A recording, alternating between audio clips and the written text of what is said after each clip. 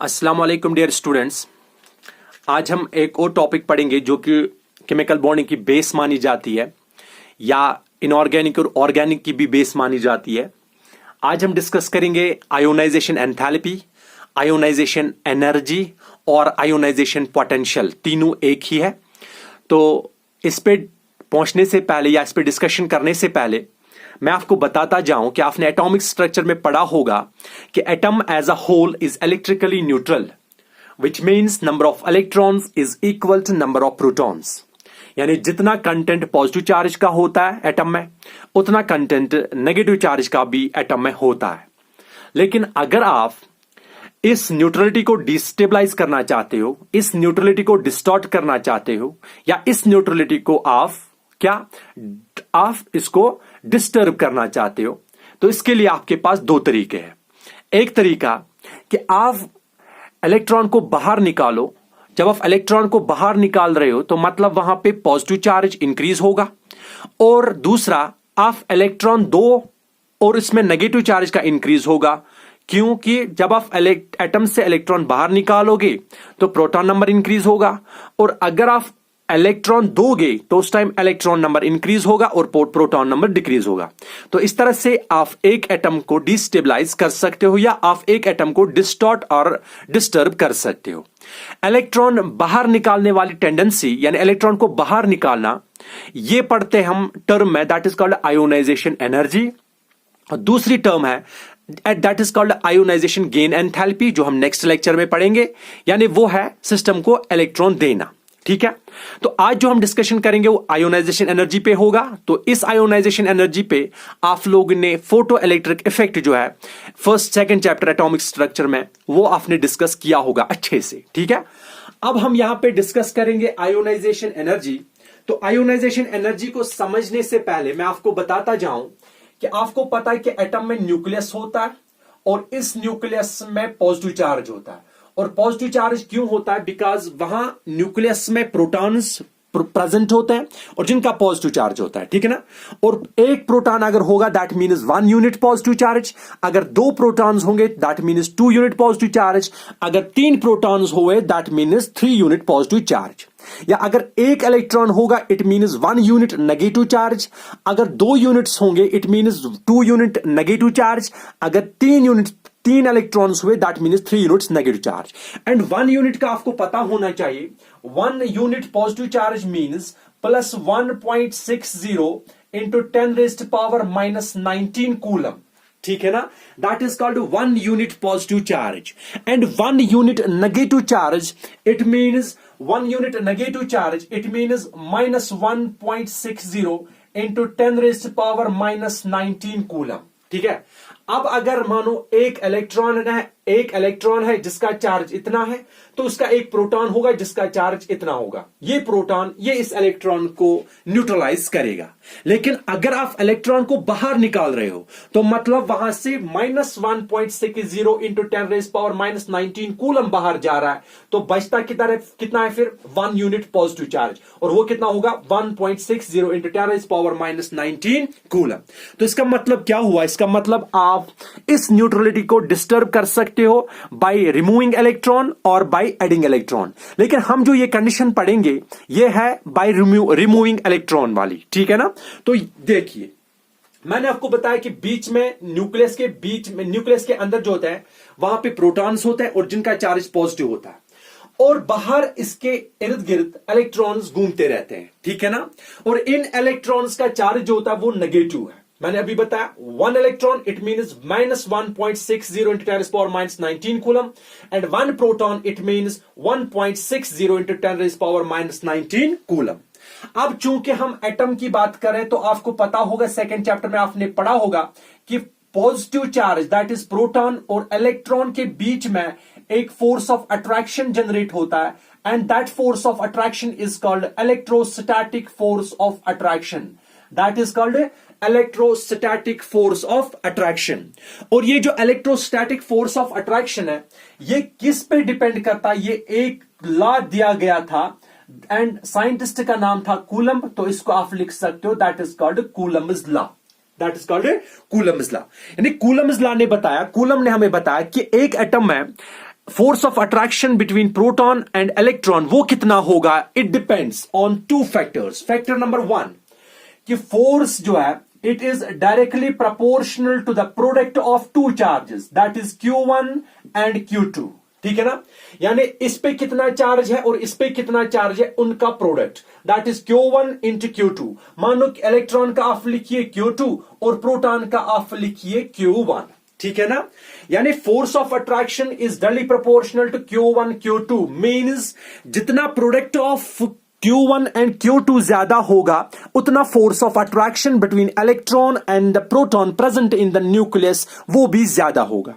And second thing was कि force of attraction is inversely proportional to the square of the distance between them, यानी r square, यानी जितना distance Q1 और Q2 के बीच में ज्यादा होगा उतना क्या, उतना फोर्स ऑफ अट्रैक्शन कम होगा। That is called Coulomb's law.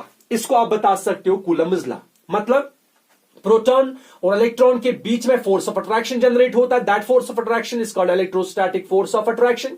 और कितना फोर्स होगा इन प्रोटॉन और इलेक्ट्रॉन के बीच में, या एक चार्ज Q1 और दूसरा चार्ज Q2 के बीच में, यह दिया था कूलम्ब ने। और कूलम्ब ने जो ये लॉ दिया था that's called Coulomb's law. It means F is directly proportional to the product of two charges Q1 and Q2 and inversely proportional to the square of the distance between them, that is R square। अगर हम directly proportional है, इसको change करेंगे constant term में, ये बनेगा F is equal K Q1 Q2 by R square, where K is constant, proportionality constant, it is called permittivity constant। ठीक है ना, K is called constant, it is called permittivity constant, और space permittivity constant भी आप लिख सकते हो। ठीक है ना, K is a permittivity constant and K depends on the medium। K depends on what? K depends on medium, means value of K it depends on the medium। हम अगर बात करेंगे उस टाइम मीडियम की तो उस पर K डिपेंड करेगा, आगे जाके इसको आप अच्छे से समझोगे।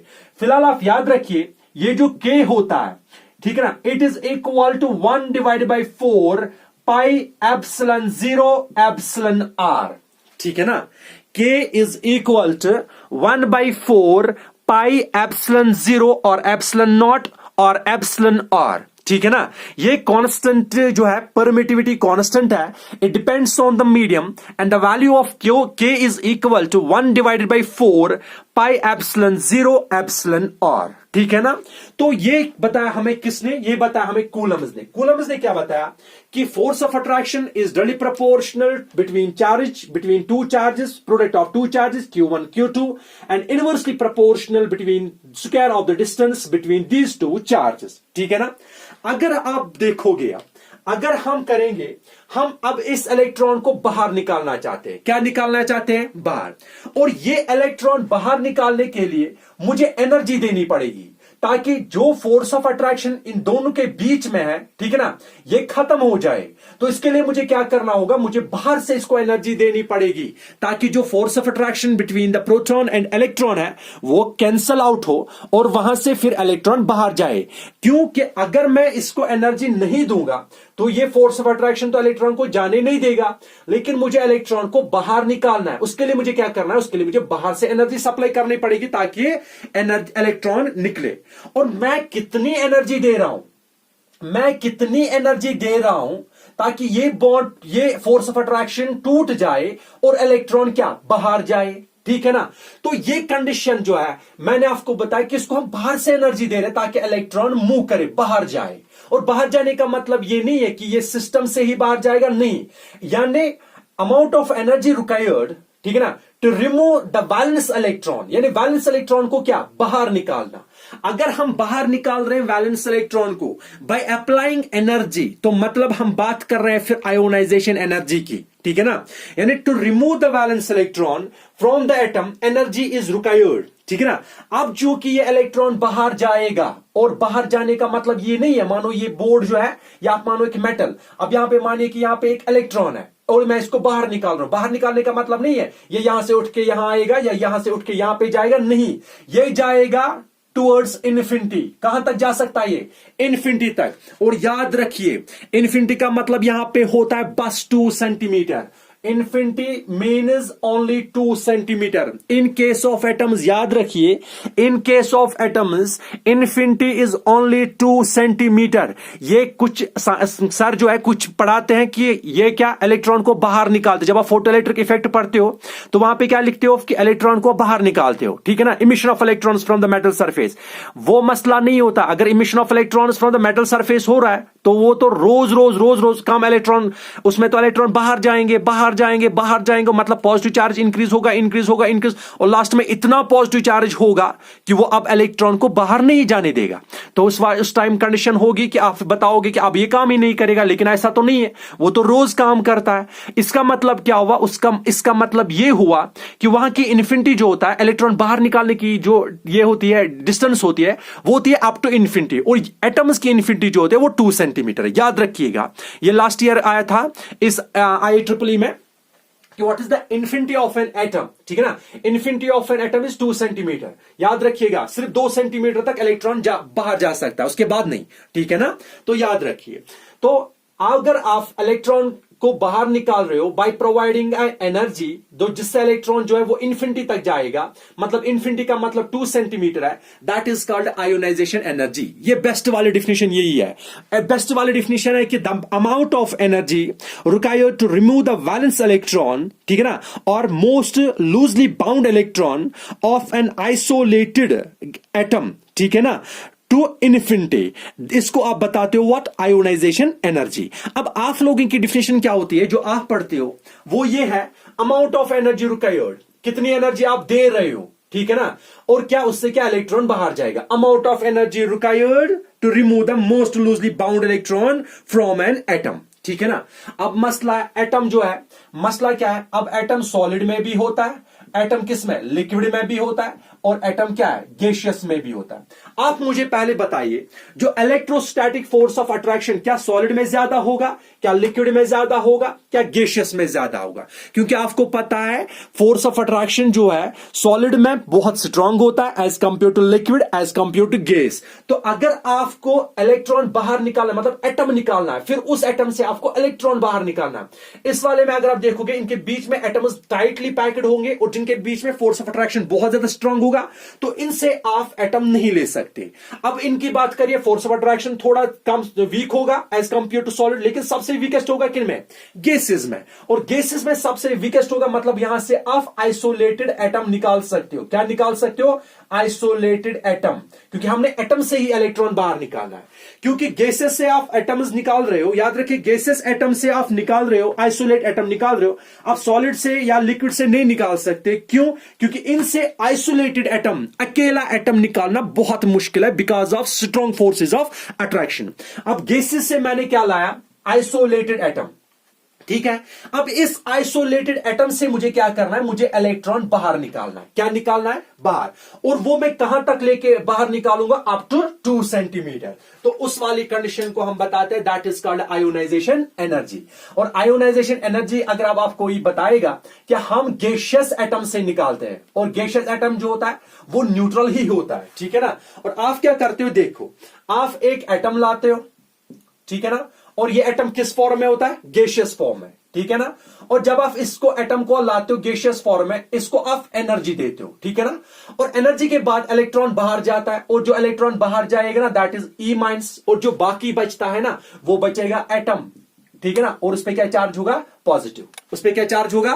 पॉजिटिव। और आपको पता होगा कि जो एटम का जो हिस्सा जिसपे पॉजिटिव चार्ज चढ़ा ना, that is called cation, that is called cation. और अब हम बात कर रहे हैं यहां पे किसकी? कैटाइन की। अगर अब आपको कोई डिफिनेशन बताएगा तो आप क्या बताओगे कि गैसियस एटम से आप जब इलेक्ट्रॉन रिमूव कर रहे हो, उसके लिए आपको कितनी एनर्जी देनी पड़ेगी कि आपको गैसियस कैटाइन मिले और आप इलेक्ट्रॉन बाहर निकाल रहे हो अप टू 2 सेंटीमीटर। तो इस वाली टर्म को आप लिखते हो that is called ionisation energy. और आयोनाइजेशन एनर्जी का मतलब क्या है? Amount of energy required. मानो ये एटम है, ठीक है ना। मैं एग्जांपल लेता हूं, मानो हम कोई एटम लेते हैं, ठीक है ना, या कोई एलिमेंट लेते हैं, तो ये हमेशा मैंने आपको बताया ये किस फॉर्म में होना चाहिए, गैसियस फॉर्म में, ठीक है ना। और इसको देने के लिए आपको क्या करना, इलेक्ट्रॉन निकालने के लिए हमें क्या करना पड़ता है, हमें एनर्जी देनी पड़ती है। और कितनी मानो मुझे एनर्जी देनी पड़ती है, और मुझे नहीं पता वो कितनी एनर्जी है, ठीक है। और उसके बाद इसमें क्या होता है, एनर्जी अब देते हो ना, इलेक्ट्रॉन क्या जाएगा बाहर, तो जब बाहर जाएगा ना चार्ज क्या चढ़ेगा, पॉजिटिव, और इलेक्ट्रॉन बाहर जाएगा, ठीक है ना। अब क्योंकि ये गैसियस स्टेट था, यहां से भी फिर क्या बनेगा, गैसियस स्टेट। तो ये वाला जो ये गैसियस कैटाइन है, क्या है, gaseous cation.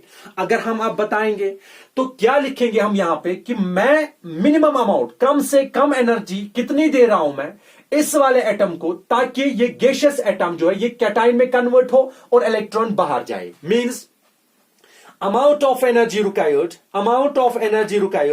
to remove electron from the valence shell of gaseous atom, isolated gaseous atom, so it is converted into gaseous cation। तो इसको आप लिखते हो आयोनाइजेशन एनर्जी। और मैंने आपको बताया बाहर निकालना मतलब जो इलेक्ट्रॉन निकलेगा ना, ये जाएगा अप टू इन्फिनिटी, और इन्फिनिटी का मतलब it is up to 2 centimetre. For an atom it is up to 2 centimetre, ठीक है ना।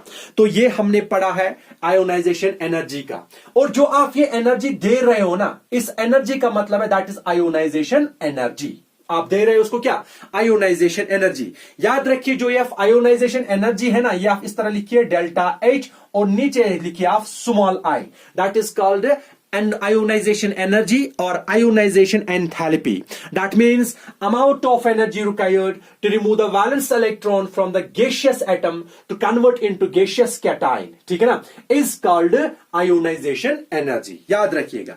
अब मैं आपको एग्जांपल देता हूं। मानो आपके पास एक एलिमेंट है दैट इज सोडियम, और मैं आपको क्या बता रहा हूं, मैं आपको बता रहा हूं सॉलिड स्टेट में, और मैं आपको बता रहा हूं इससे इलेक्ट्रॉन बाहर निकालिए।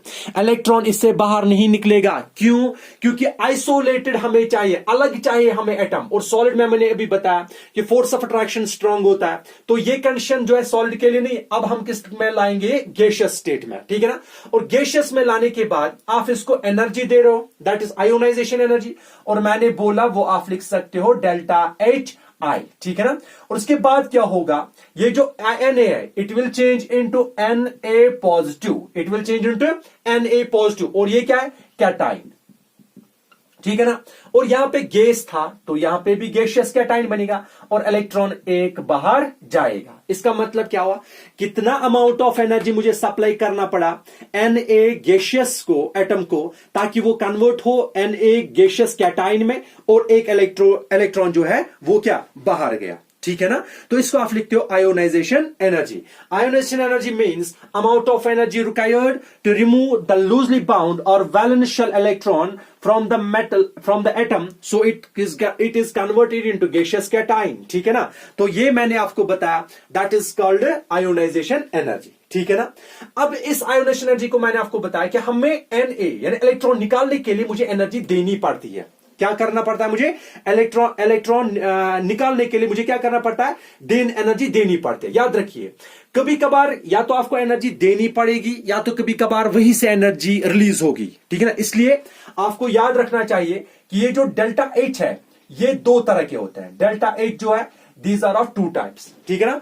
एक, अगर एनर्जी रिलीज हो रही है, इफ एनर्जी इज रिलीज्ड, अगर एनर्जी खुद ब खुद क्या रिलीज हो रही है, यहां पे हमें रिलीज नहीं हो रही, यहां पे हमें एनर्जी देनी पड़ती है, ठीक है ना। और दूसरी कंडीशन क्या है, अगर एनर्जी जो है एनर्जी इज एब्जॉर्ब्ड, अगर एनर्जी हमें देनी पड़ रही है, या अगर एनर्जी एब्जॉर्ब हो रही है या एनर्जी रिलीज हो रही है। इस वाली कंडीशन में आप देखो हमें एनर्जी देनी पड़ रही है, ठीक है ना। अगर एनर्जी रिलीज होगी तो याद रखिएगा इसका मतलब ये हुआ डेल्टा एच जो होता है वो नेगेटिव होता है। क्या होता है, नेगेटिव, मतलब आयोनाइजेशन एनर्जी इज नेगेटिव। और अगर एब्जॉर्ब हो रही है, ठीक है ना, इसका मतलब है कि आयोनाइजेशन एनर्जी इज पॉजिटिव, क्योंकि हमने सिस्टम को एनर्जी देनी पड़ रही है, ठीक है ना। और ये आपने पढ़ा होगा, अगर डेल्टा एन नेगेटिव है मतलब या ये कौन, इसमें क्या होता है, एनर्जी रिलीज होता है। अगर डेल्टा एच पॉजिटिव है मतलब एनर्जी क्या, एब्जॉर्ब होता है। ये आपको याद होगा।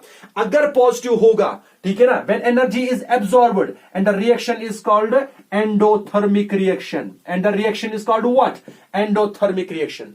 अगर एनर्जी रिलीज होती है that is called what, exothermic reaction, ठीक है ना, एक्सोथर्मिक रिएक्शन। याद रखिए Delta H is actually of two types. One is positive and one is negative.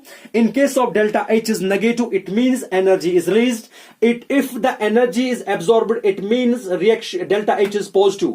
And for those reactions which have delta H positive, means those reactions are endothermic reaction. And if energy is released, it means delta H is negative, it means reaction is exothermic reaction. ठीक है ना?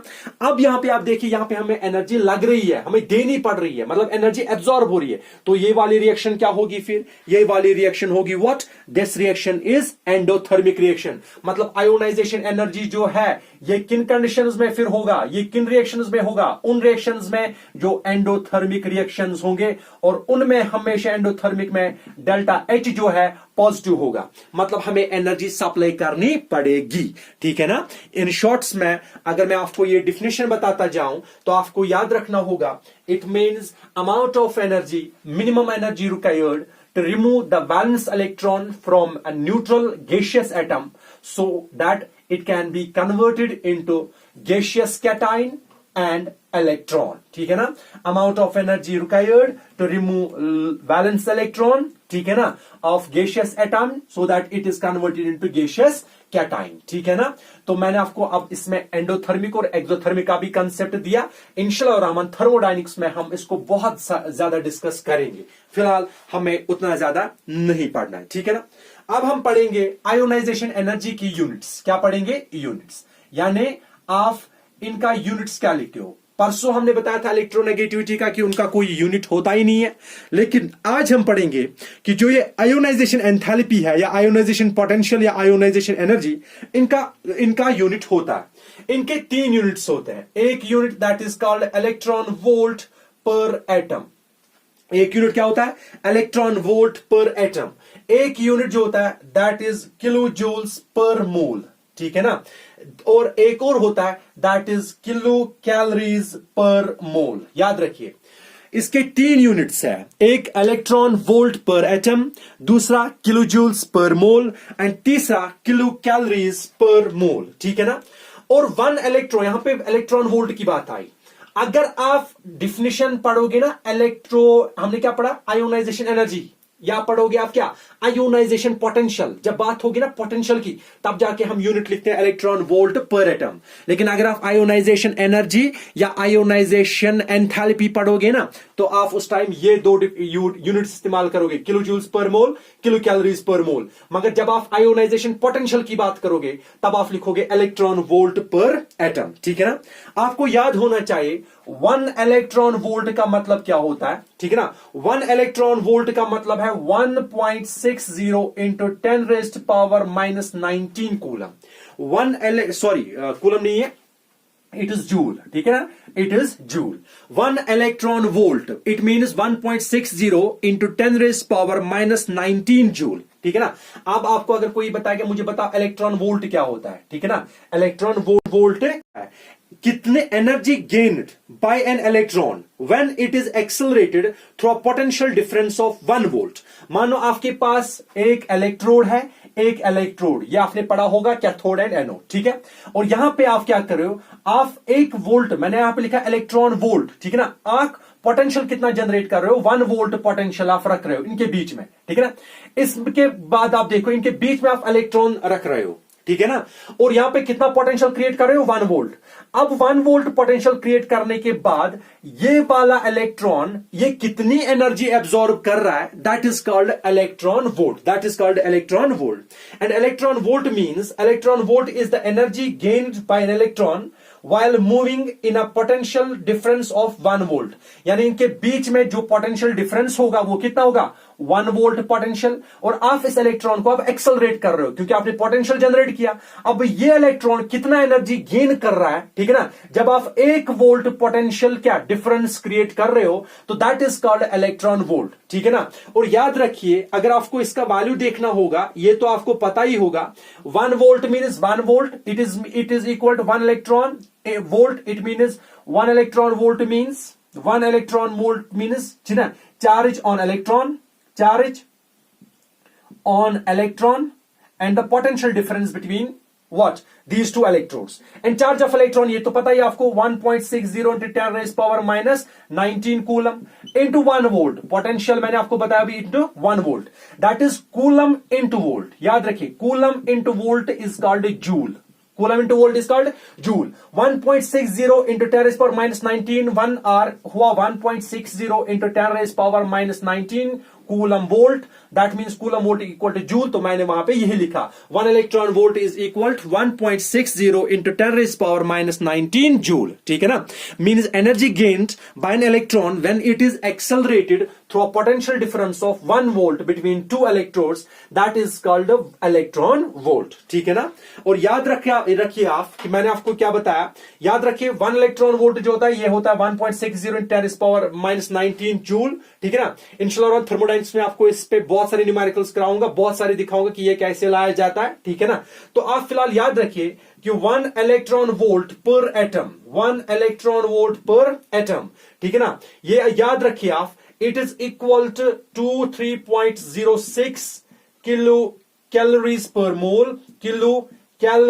पर mole और अगर kilo calories पर मोल में नहीं kilo joules में कन्वर्ट करना चाहते हो तो याद रखिए इट इज 96.49 या 5 भी लिख सकते हो आप ठीक है ना किलो जूल्स पर मोल ठीक है ना ये आप याद रख सकते हो और आपको मैंने लास्ट वीडियो में बताया था 1 कैलोरी जो होता है वो किसके बराबर होता है इट इज 4.182 जूल्स ठीक है याद रखिए यही वैल्यूज आपके इस्तेमाल में आएंगे और थर्मोडायनेमिक्स में आपको सिखाऊंगा ये कहां से लाते हैं फिलहाल मैंने आपको बताया 1 electron volt is equal to 1.60 10 raised power minus 19 joule and joule का मतलब है कूलम इंटू वोल्ट इसका मतलब हुआ 1.60 10 raised power minus 19 coulomb volt ठीक है ना और मैंने आपको बताया कि इलेक्ट्रोड्स के बीच में अगर आप 1 पोटेंशियल डिफरेंस क्रिएट कर रहे हो उस टाइम इलेक्ट्रॉन कितनी एनर्जी गेन करेगी and that is called electron volt and 1 calories का मतलब होता है 4.182 जूल क्योंकि हम यहाँ पे जूल और यहाँ पे कैलोरीज इनको आप चेंज कर सकते हो याद रखिए 1 इलेक्ट्रॉन पर एटम का मतलब क्या हुआ 23.60 किलो कैलोरीज पर मोल और अगर आप देखोगे वो होता है किलो कैलोरीज को कन्वर्ट करिए किसमें किलो जूल्स में वो बनेगा 96.5 किलो जूल्स पर मोल ठीक है ना क्योंकि मैंने आपको बताया 1 calorie is equal to 4.82 joules ठीक है ना ये इसके क्या थे यूनिट्स ठीक है ना तो ये यूनिट्स डिस्कस करने के बाद आप याद रखिए मैंने आपको बताया कि अगर इलेक्ट्रॉन को हमने बाहर निकालना है तो हमें एनर्जी सप्लाई करनी पड़ेगी देनी पड़ेगी क्योंकि देनी पड़ रही है तो सिस्टम एनर्जी एब्जॉर्ब कर रहा है और अगर एब्जॉर्ब कर रहा है तो रिएक्शन जो होगी वो क्या एंडोथर्मिक होगी तो अगर हम यहां पे यही पढ़ रहे हैं कि ये इसके यूनिट्स जो है वो किलो जूल पर मोल है किलो कैलोरीज पर मोल है या इलेक्ट्रॉन वोल्ट पर एटम है ठीक है ना और 1 electron volt means 1.60 into 10 raised power minus 19 joules और 1 कूलम को ये 1 अगर आप इसको मैंने आपको बताया कि अगर आप 1 कैलोरीज को कन्वर्ट करोगे इट मींस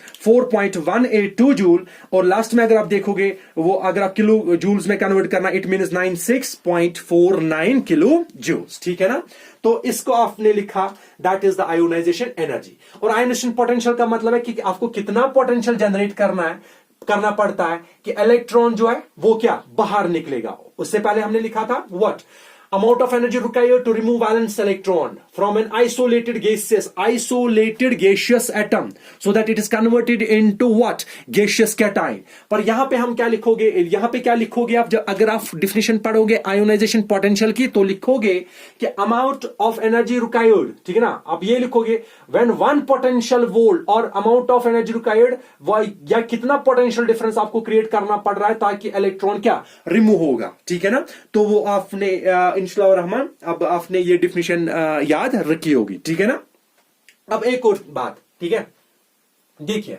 मानो हम क्या करें हमारे पास मानो एक मेटल था एक एलिमेंट था हमने क्या किया हमने आपको बताया दैट इज गैसियस मेटल और हमने क्या किया हमने इससे इलेक्ट्रॉन बाहर निकाला और इलेक्ट्रॉन बाहर निकालने के बाद क्या बनेगा M पॉजिटिव गैसियस कैटाइन होगा और इलेक्ट्रॉन बाहर जाएगा ठीक है ना हाँ और मैंने बताया कि इस वाले कंडीशन में हमें एनर्जी लगती है तो मैंने आपको लिखा है इस वाले में हमें निकलती है डेल एच आई ठीक है ना आयोनाइजेशन एंथैल्पी यानी इसमें जितनी एनर्जी लग रही है that is called ionization enthalpy ठीक है ना मतलब amount of energy required to remove the valence electron from the gaseous metal या gaseous atom so that it can be converted into gaseous cation ठीक है ना तो ये मैंने आपको बताया ठीक है, दैट इज कॉल्ड, ये वाला स्टेप जो है ना, ये आई, ये रिप्रेजेंट करता है, it is called ionisation energy for first electron, क्योंकि आप पहला इलेक्ट्रॉन निकाल रहे हो, ठीक है ना, that is ionization energy for first electron, ionization energy for first electron,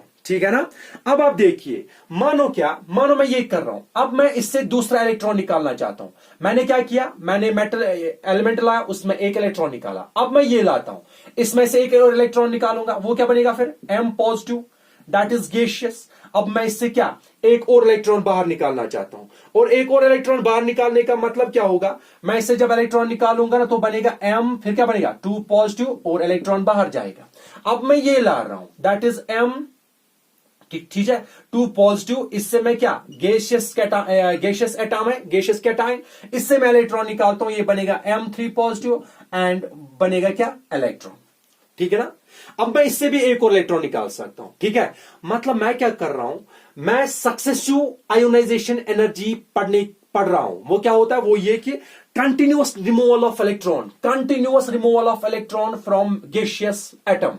gaseous atom में पहले आप कन्वर्ट कर रहे हो इसको M पॉजिटिव में, फिर से इलेक्ट्रॉन निकाल रहे हो, फिर बन रहा है M पॉजिटिव से M2 पॉजिटिव, वहां से फिर निकाल रहे हो तो बन रहा है क्या, फिर M2 पॉजिटिव से M3 पॉजिटिव। इसी तरह आप इस स्टेप को आगे बढ़ाओगे।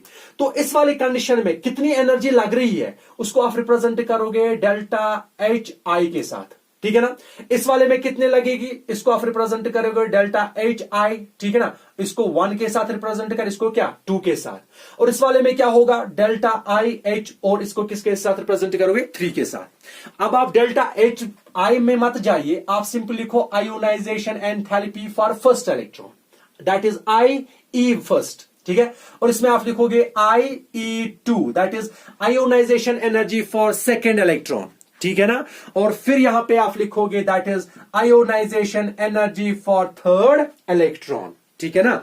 तो इस तरह आप लिखोगे क्या, ionization energy for first electron that is IE1, ठीक है। Ionization energy for second electron that is IE2, and ionization energy for third electron that is IE3। It means क्या, ionization energy for first electron, याद रखिए ठीक है ना, ionization energy for first electron that is IE1, ठीक है ना।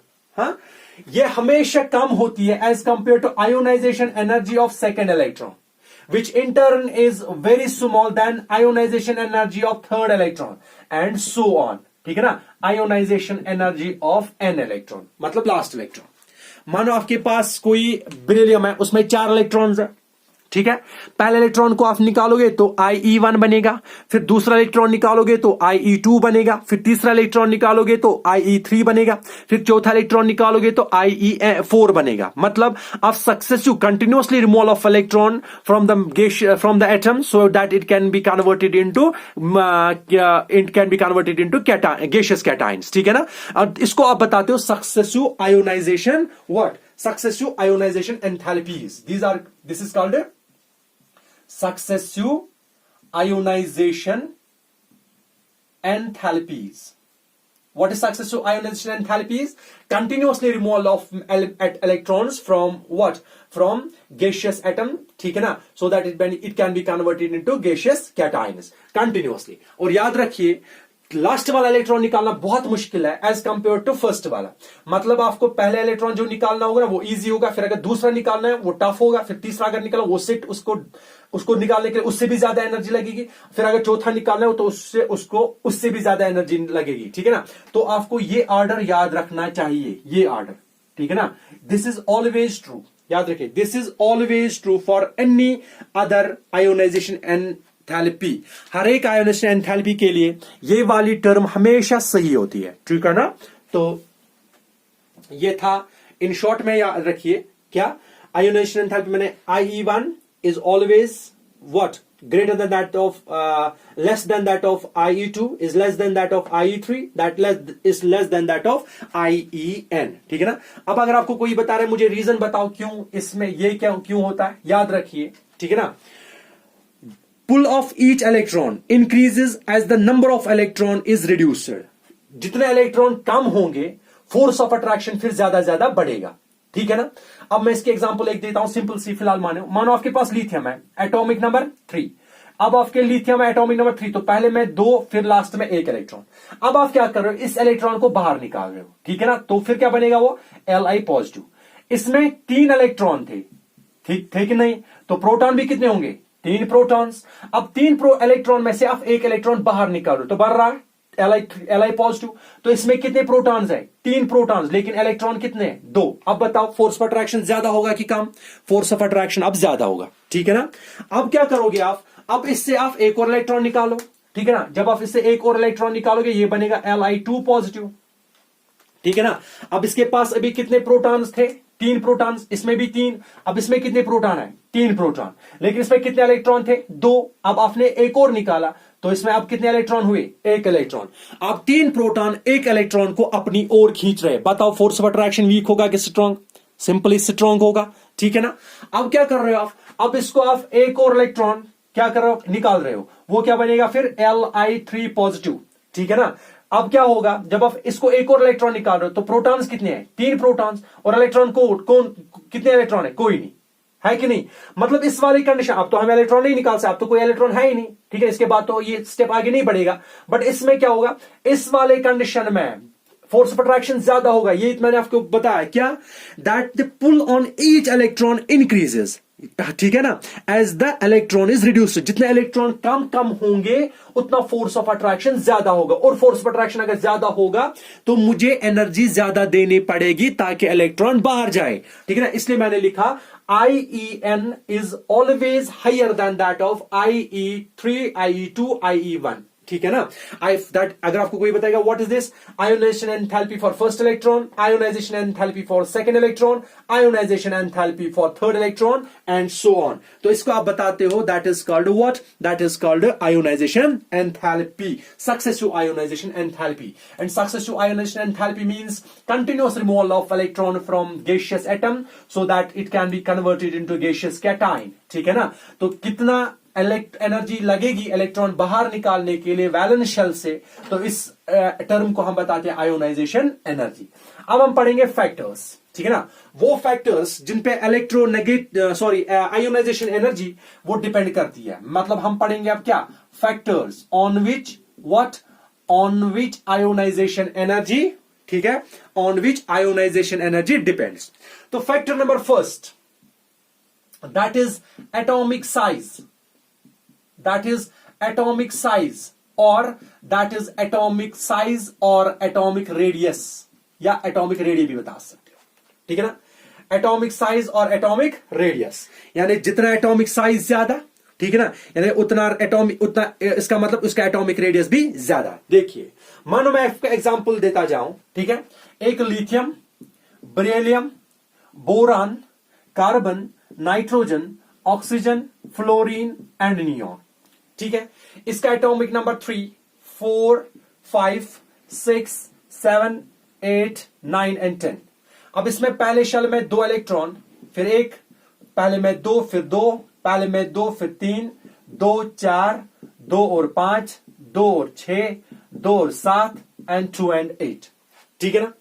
अब आप देखिए यहां पे याद रखिए, अब क्या हो रहा है, पहले शेल में, ठीक है ना, के शेल, और पहले न्यूक्लियस, और न्यूक्लियस के पहले के शेल फिर एल शेल, न्यूक्लियस के शेल एल शेल, इसी तरह न्यूक्लियस के शेल एल, इस तरह न्यूक्लियस में फिर के शेल और एल शेल। इसमें पहले में 2 इलेक्ट्रॉन्स है, ठीक है, अब न्यूक्लियस में 1 इलेक्ट्रॉन, इसमें पहले में 2 इलेक्ट्रॉन और इसमें भी 2 इलेक्ट्रॉन, इसमें 2 इलेक्ट्रॉन्स पहले में और इसमें 3 इलेक्ट्रॉन्स, के शेल में 2 इलेक्ट्रॉन्स और एल शेल में 4 इलेक्ट्रॉन्स, इसी तरह आप लिख रहे हो, ठीक है ना। मैंने आपको परसों भी बताया कि अगर हम लेफ्ट टू राइट जाएंगे साइज डिक्रीज हो रहा है। क्या हो रहा है, साइज डिक्रीज हो रहा है। क्यों साइज डिक्रीज हो रहा है, मैंने आपको बताया इसमें 2 शेल है, क्योंकि प्रोटॉन नंबर क्या इंक्रीज हो रहा है। अगर प्रोटॉन नंबर इंक्रीज हो रहा है, एटॉमिक साइज जो है फ्रॉम लेफ्ट टू राइट जो है व्हाट, एटॉमिक साइज डिक्रीजेस। अगर एटॉमिक साइज कम हो रहा है तो फोर्स ऑफ अट्रैक्शन क्या होगा फिर, ज्यादा। और अगर फोर्स ऑफ अट्रैक्शन ज्यादा होगा तो उसमें से मुझे इलेक्ट्रॉन निकालना, उसके लिए तो मुझे ज्यादा एनर्जी लगेगी, ठीक है ना। तो मतलब क्या हुआ फिर, मुझे सबसे ज्यादा एनर्जी जो लगेगी यहां से यहां तक अगर हम जाएंगे from left to right, what atomic size जो है, एटॉमिक साइज डिक्रीजेस, जिसका मतलब force of attraction what increases, ठीक है ना। और अगर फोर्स ऑफ अट्रैक्शन इंक्रीज हुआ मतलब फोर्स ऑफ अट्रैक्शन स्ट्रांग हुआ, इसका मतलब आयोनाइजेशन एनर्जी भी ज्यादा लगेगी। ये क्या हुआ, अगर size from left to right क्या होता है, साइज क्या होता है, decrease, from left to right size decreases, इसका मतलब क्या हुआ, फोर्स ऑफ अट्रैक्शन वो क्या होता है, वो इंक्रीज होता है। अगर फोर्स ऑफ अट्रैक्शन इंक्रीज हुआ, ठीक है ना, उसको इससे इलेक्ट्रॉन निकालने के लिए मुझे बहुत एनर्जी देनी पड़ेगी, that means ionization energy increases. अब मुझे बताओ सबसे ज्यादा आयोनाइजेशन एनर्जी किसमें होगी, फिर इसमें नियॉन में, है कि नहीं, हाँ। और सबसे आयोनाइजेशन कम एनर्जी किसमें होगी, लिथियम में। मतलब लिथियम में से मैं जल्दी इलेक्ट्रॉन निकाल सकता हूं as compared to what, neon. तो याद रखिए नियॉन के ऊपर एक और गैस होता है दैट इज हीलियम, ठीक है ना। पीरियोडिक टेबल में सबसे ज्यादा आयोनाइजेशन एनर्जी जो है वो है किसकी, हीलियम की, याद रखिए, ठीक है ना। Highest ionization energy in periodic table, highest ionization in periodic table, periodic table में सबसे ज्यादा एनर्जी जो हमें देनी पड़ती है वो किसको देनी पड़ती है, हीलियम को देनी पड़ती है, ठीक है ना। और हीलियम को देने का मतलब ये कि हम क्या कर रहे हैं, हम कर रहे हैं व्हाट, क्योंकि इसका साइज बहुत छोटा स्मॉल है, ठीक है ना। और साइज छोटा इसका मतलब क्या, आयोनाइजेशन एनर्जी, क्योंकि नोबल गैसेस है और नोबल गैस का मतलब यहां पे ये स्टेबल है, तो इनसे इलेक्ट्रॉन निकालना बहुत मुश्किल, अगर बहुत मुश्किल है तो इसमें हाईएस्ट आयोनाइजेशन एंथैल्पी है, तो इस वाले पीरियड में अगर आप देखोगे तो इसमें आयोनाइजेशन एनर्जी फिर कम होगी, ठीक है ना। तो ये था किसके रिलेटेड, एटॉमिक व्हाट साइज के रिलेटेड। तो इसका मतलब क्या हुआ, आयोनाइजेशन एनर्जी जो है, ठीक है ना, is inversely proportional to what, atomic radius that is size, ठीक है ना। जितना स्मॉल साइज उतनी आयोनाइजेशन एनर्जी ज्यादा, जितना साइज ज्यादा उतनी आयोनाइजेशन एनर्जी कम, ठीक है ना। Inversely proportional to what, inversely proportional to size, ये एक है, ये था अगर हम इस तरह लेफ्ट टू राइट जाएंगे मतलब अक्रॉस द पीरियड जाएंगे, ठीक है ना। अब क्या करेंगे हम, अब हम लिथियम से नीचे जाएंगे। अब आप देखिए लिथियम के नीचे क्या होता है, फिर सोडियम, फिर क्या होता है पोटेशियम, फिर क्या होता है रुबिडियम, फिर क्या होता है सीसियम। फ्रेशियम को छोड़ो क्योंकि वो रेडियो एक्टिव एलिमेंट होता है और उसकी लाइफ टाइम बहुत कम है, ठीक है ना, ऑलमोस्ट 8 मिनट्स, ठीक है। अब आप देखिए इसका एटॉमिक नंबर 11, इसका एटॉमिक नंबर 19। अब देखो इसमें पहले में 2 फिर क्या 8 फिर 1 इलेक्ट्रॉन। अब इसमें देखो पहले में 2 फिर 8 फिर 8 फिर 1, ठीक है ना। इसी तरह आप देखो इसमें पहले में 2 फिर 1, इसमें K shell a shell L shell, इसमें के एल और M, K L M and N shell, ठीक है। इसी तरह आप देखो रिबिडियम में क्या होगा, के एल एम एन ओ, इसी समय क्या होगा फिर K L M N O and P, ठीक है ना, एंड पी, याद रखिए, ठीक है ना। अब आप देखिए हम क्या कर रहे हैं, सिंपल सी बात है, ठीक है। सीसियम 1 2 3 4 5 6, तो इसमें 6 शेल्स होते हैं, मतलब एन का वैल्यू यहां पे कितना 6, 1 2 3 4 5, तो इसमें एन का वैल्यू क्या है 5, और इसमें क्या होगा फिर एन का वैल्यू 4, इसमें क्या होगा फिर एन का वैल्यू 3, इसमें क्या होगा एन का वैल्यू 2, तो भी तो सेकंड पीरियड से बिलोंग करता है, ठीक है ना। अगर आप देखोगे फ्रॉम टॉप टू बॉटम, ठीक है ना, ऊपर से नीचे, इसमें 2 शेल्स 3 4 5 और 6, means from top to bottom shell number increase होगा। अगर शेल नंबर इंक्रीज होगा ना, आपको लग रहा है कि साइज क्या है फिर बढ़ रहा है, अगर साइज बढ़ रहा है तो मतलब आयोनाइजेशन एनर्जी क्या होगी फिर कम, इसमें ज्यादा, इसमें कम, इसमें कम, इसमें कम, और सबसे कम किसमें सीसियम में। तो सबसे कम आयोनाइजेशन एनर्जी जो है, ठीक है ना, आयोनाइजेशन एनर्जी ऑफ सीसियम, ठीक है ना, वो सबसे स्मॉल है इन पीरियोडिक टेबल। सबसे ज्यादा किसकी, हीलियम की, और सबसे स्मॉल जो है वो किसकी है, सीसियम की। मतलब आपको मामूली एनर्जी देनी पड़ती है क्या, सीसियम को, कि वहां से इलेक्ट्रॉन बाहर निकलेगा। इसलिए तो इस सीसियम पे हम क्या कर रहे हैं, इस सीसियम पे अगर आप ऑर्डिनरी लाइट भी डालोगे, ऑर्डिनरी लाइट भी डालोगे तो इलेक्ट्रॉन बाहर जाता है। तो आपने इसके लिए पढ़ा होगा, that is called photoelectric effect, that is called photoelectric effect. Photo electric effect means minimum amount of energy required to remove the valence electron, minimum amount of energy required to remove the valence electron, ठीक है ना।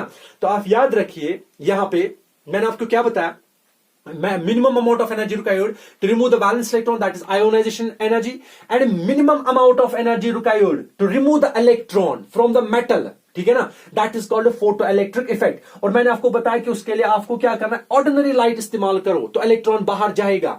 और इसलिए तो हम पढ़ते हैं ना सोलर सेल्स। अगर आप देखोगे सोलर सेल जो होते हैं उनमें एक मेटल होता है, and that metal is what, that metal is caesium.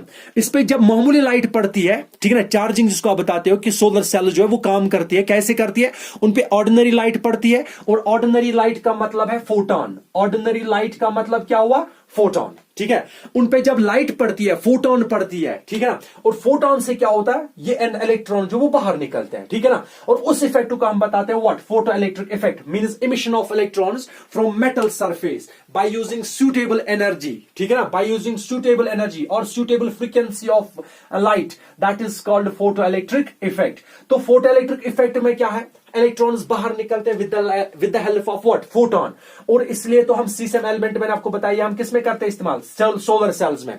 जो भी सोलर सेल्स है उनमें हमेशा मेटल होगा, क्या, उनमें जो लगा होगा वो कौन सा होगा, सीसियम। इसलिए इस सोलर सेल्स की इंपॉर्टेंस बहुत ज्यादा है इस सीसियम की, क्योंकि इसकी आयोनाइजेशन एनर्जी बहुत कम है, ठीक है ना।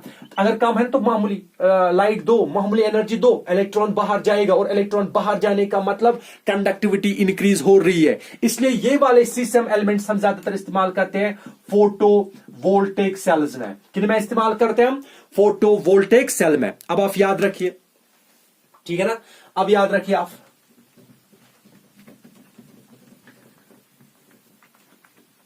इंशाल्लाह बाकी प्रॉपर्टीज हम कल डिस्कस करेंगे, लेकिन पहले मैं इस प्रॉपर्टी पे थोड़ा और डिस्कशन थोड़ा बहुत करूंगा, ठीक है ना। ये मानो ये हमारे पास कोई मेटल है, इसमें इलेक्ट्रॉन्स है, और इलेक्ट्रॉन्स बहुत ज्यादा होते हैं, हद से ज्यादा। आप इन इलेक्ट्रॉन्स को काउंट नहीं कर सकते हो। अगर आप 1 ड्रॉप ऑफ वाटर लोगे, 1 ड्रॉप ऑफ वाटर, उसमें 10⁻23 मॉलिक्यूल्स ऑफ वाटर होते हैं। एक ड्रॉप ऑफ वाटर में 10⁻23 मॉलिक्यूल्स ऑफ वाटर होते हैं। अब आप देखो इतना बड़ा नंबर, तो हमें तो एक ड्रॉप में ढूंढना है, एटम ढूंढना है, तो वो आप देख सकते हो वो कितना छोटा होगा। फिर इस तरह आप याद रखो, मानो आपके पास एक नीडल है, ठीक है ना, इस नीडल के हेड पे आप क्या कर रहे हो, आप एटम्स अरेंज कर रहे हो। क्या कर रहे हो, अरेंज। तो आप जो कर रहे हो, आप 10⁻21 एटम्स को अरेंज कर सकते हो। नीडल के टॉप पे आप 10⁻21 एटम्स अरेंज कर सकते हो। इसका मतलब क्या हुआ, इतने एटम्स अरेंज करने के बाद भी थोड़ा बहुत स्पेस जो है, ठीक है ना, वो बचता है। नीडल के टॉप वाले साइड पे अगर आप 10⁻21 एटम्स आप अरेंज करोगे ना, ठीक है ना, तो वहां पे 10⁻21 एटम्स आप अरेंज कर सकते हो, उसके बाद भी थोड़ा बहुत स्पेस बचेगी। इसका मतलब यह है एटम जो है बहुत स्मॉल है, और उन एटम्स में आप देखो इलेक्ट्रॉन कितना स्मॉल होगा, ठीक है ना। हमें तो अगर आप ये नीडल देखो, हमें तो नीडल नहीं दिखती है, अब तो एटम की दूर की बात है। ये तो कहते हैं उसको कि ये तो हमें शुक्र करना चाहिए एक माइक्रोस्कोप का, that is called STM, scanning tunneling microscope. Scanning tunneling microscope का शुक्र करना चाहिए, ठीक है ना, कि उसने फर्स्ट टाइम एटम का फोटो उठाया था, और वो भी किसका फोटो उठाया था, गोल्ड का, गोल्ड एटम का फोटो उठाया था उसने, ठीक है ना। तब तक तो हमें पता ही नहीं था, हमने बस इतना पता था कि एटम है और एटम्स के अंदर क्या इलेक्ट्रॉन्स होते हैं, और उसके आगे हमें कुछ पता था ही नहीं। तो इसलिए मैंने आपको बताया कि एटम जो होता है, एटम में इलेक्ट्रॉन्स होते हैं, और वो इलेक्ट्रॉन्स बहुत छोटे होते हैं, हमें तो दिख नहीं पाते। एक नीडल पे आप 10⁻21 एटम्स को अरेंज कर सकते हो, हमें तो कश्मीरियों को खासकर तो नीडल नहीं दिखती, अब एटम की दूर की बात है। और उनमें से हमने एक एटम को बाहर निकालना, उस एक एटम में हमें क्या करना है, हमने इलेक्ट्रॉन को बाहर निकालना। आप बता सकते हो कि ये कितना कॉम्प्लेक्स मेथड होगा, बहुत ही जबरदस्त मेथड है, मतलब कॉम्प्लेक्स होता है, बहुत ही बेहतरीन। इसमें भी आपको आगे जाके प्रोसीजर्स टेक्निक्स मिलेंगे, लेकिन एक टेक्निक जो है वो आपने पढ़ा होगा, that is called photoelectric effect, that is called photoelectric effect. और फोटो इलेक्ट्रिक इफेक्ट का मतलब क्या है, emission of electron from the metal surface, metal surface से इलेक्ट्रॉन को बाहर निकालना, ठीक है ना, by using photon, by using photon. और आपको पता होगा कि हम बात कर रहे हैं किसकी, फिर फोटोन की। किसकी बात कर रहे हैं, फोटोन की, ठीक है। अब आप देखिए ये जो फोटोन है, ठीक है ना, फोटॉन की हमेशा अपनी एनर्जी होती है, that is equal to E is equal to what, H nu. E is equal to H nu. याद रखिए, फोटॉन की एनर्जी होती है, that is called E is equal to H nu, that is called Planck's equation. आपने पढ़ा होगा, इसको आप लिख रहे हैं एटॉमिक स्ट्रक्चर में व्हाट, क्या, Planck's equation. It's called Planck's equation. And Planck's equation का मतलब क्या हुआ, that means energy is directly proportional to the frequency of a radiation. Energy is directly proportional to the frequency of the radiation. और जितना ज्यादा energy होगा, ठीक है ना, उतनी ज्यादा फ्रीक्वेंसी होगी, ठीक है ना। और जितना ज्यादा फ्रीक्वेंसी होगा, तो याद होना चाहिए आपको, frequency is inversely proportional to lambda, यानी वेवलेंथ। यानी जितना ज्यादा वेवलेंथ उतनी फ्रीक्वेंसी कम, जितनी फ्रीक्वेंसी ज्यादा उतना वेवलेंथ, जितनी फ्रीक्वेंसी ज्यादा उतनी वेवलेंथ कम, जितनी वेवलेंथ ज्यादा उतनी फ्रीक्वेंसी कम, क्योंकि इनवर्सली प्रोपोर्शनल है, ठीक है ना। तो हम क्या लिख रहे हैं, फिर आपको पता होगा, is equal to H nu, तो आप लिख रहे हो फिर E is equal to H nu के बदले क्या लिखोगे आप, 1 बाय लैम्डा, ठीक है ना। और लैम्डा इसका मतलब है C divided by lambda. E is equal to H C divided by lambda. Atomic structure में आपने बहुत अच्छे से इस पर डिस्कशन किया होगा, मुझे यहां पे कुछ और बताना है, ठीक है। अब क्या है, एनर्जी ज्यादा तो फ्रीक्वेंसी भी ज्यादा, याद रखिए। लेकिन फ्रीक्वेंसी ज्यादा, लैम्डा कम, तो मतलब लैम्डा कम, लैम्डा कम, ठीक है। एनर्जी ज्यादा, फ्रीक्वेंसी ज्यादा, मतलब जिसकी फ्रीक्वेंसी ज्यादा उसका वेवलेंथ कम, मींस लैम्डा कम। अब आप देखिए, हम बात कर रहे हैं फोटॉन की। फोटॉन में इक्वेशन, दैट इज को what equation, Planck's equation, it is equal to H nu. हमें कितनी एनर्जी देनी पड़ती है, minimum amount of energy required, कम से कम एनर्जी हमें देनी पड़ती है। कितनी एनर्जी, कम से कम एनर्जी हमें देनी पड़ती है ताकि मेटल से हम इलेक्ट्रॉन को बाहर निकालें। तो उसके लिए मुझे क्या करना है, मुझे फोटॉन डालना पड़ेगा, इस पे क्या पार्ट डालना पड़ेगा। और जब मैं इस पे फोटॉन स्ट्राइक करता हूं, और फोटॉन की एनर्जी मैंने आपको बताया, it is equal to H nu. It is equal to what? H nu. Energy of photon is equal to H nu. What? और ये अपनी एनर्जी, जब ये E is equal to H new strike करता है किसके साथ, इलेक्ट्रॉन के साथ, इसके बीच में, इनके बीच में कोल्यूजन होता है। और कोल्यूजन होने का मतलब क्या है कि ये अपनी एनर्जी इसको देता है। क्या देता है इसको, अपनी एनर्जी। और अपनी एनर्जी के बाद क्या होगा, ये इलेक्ट्रॉन डिसलॉज होता है अपनी जगह से और ये बाहर जाता है। क्या जाता है, बाहर। अब ये बाहर गया ना, इसको आप लिखते हो, that is called photo electron, that is called what, photo electron. इस पे आपने बहुत सारा डिस्कशन किया होगा, ठीक है ना। कम से कम एनर्जी मुझे लग रही है, कितनी कम एनर्जी मुझे लग रही है मेटल सरफेस में इलेक्ट्रॉन को बाहर निकालना, that is called photoelectric effect. And the ejected electron जो बाहर जा रहा है, that is called photo electron. अब आप देखिए फोटो इलेक्ट्रॉन, ये जो फोटो इलेक्ट्रॉन जो बाहर निकला, ठीक है ना, मैंने बोला ना, बाहर निकलने का मतलब है कंडक्टिविटी इंक्रीज होना। अब जितने आप फोटॉन इस पे स्ट्राइक करो, जितने इलेक्ट्रॉन अब बाहर जाएंगे, उतनी कंडक्टेंस भी ज्यादा ही होगी। अब आप याद रखिए, यहां से अब इलेक्ट्रॉन बाहर गए with the help of photon having suitable energy, that is equal to H nu.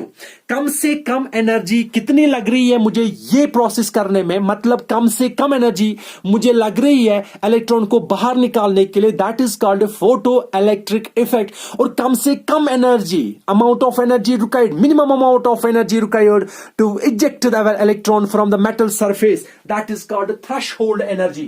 That is called what, threshold energy. That is called threshold energy, and threshold energy means threshold frequency, ठीक है ना।